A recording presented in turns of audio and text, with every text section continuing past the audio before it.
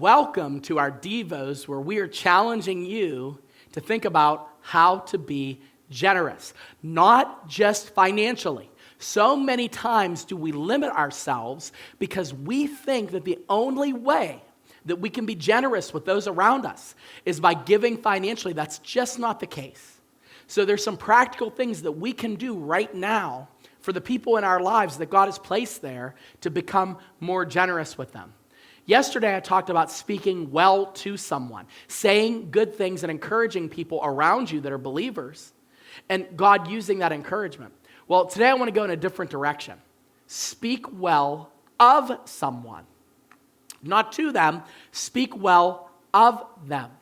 You're like, what in the world does this mean? Here's what it means.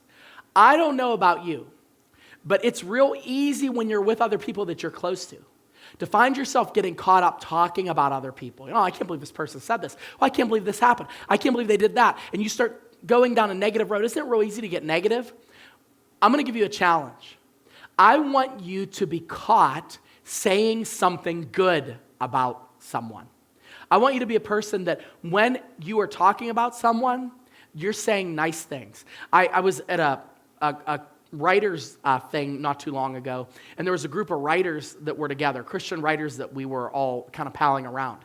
And there was one writer talking to somebody that owned a really, really big audiobook production studio. And he was talking to this audio production studio executive. He was talking to him about, writing. And I heard him pull this guy aside, and he goes, hey, I want to talk to you about this guy. And he started talking about another guy from the group. Well, because I'm nosy and because I don't have boundaries, I kind of leaned in.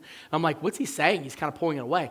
And all I heard this other guy mention is, this guy's such a good writer. I mean, I don't know if you read any of his stuff. He is so good. And he was talking about this other guy in our group because he just really has a good gift, and I think, he'd be helpful. And I thought, wouldn't it be cool if that other writer came in and caught this friend of ours talking about him in such a good light? And I thought, wouldn't that be cool if we could be caught talking well about someone and caught talking well about someone to another person that has no dog in the fight, like just openly saying good things about them. And this is something that I think you should aspire to because people want to have a good reputation. They want to be known as being a person that people respect. The wisest man who ever lived, of course, before Jesus, Solomon, said it best when he said in Proverbs chapter 22, verse 1, a good name is more desirable than great wealth. Respect is better than silver or gold. I make it a habit when I'm dealing with people and I'm counseling people and I'm kind of in people's situations.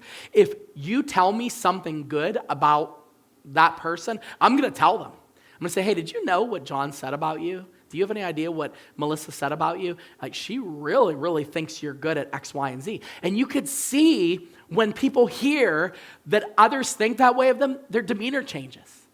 And sometimes I've been able to do this in situations where there's an argument and this person has something against another person. I'll go, well, you know what? Believe it or not, this person actually said that you do X, Y, and Z really, really well. And you could see their countenance lifts.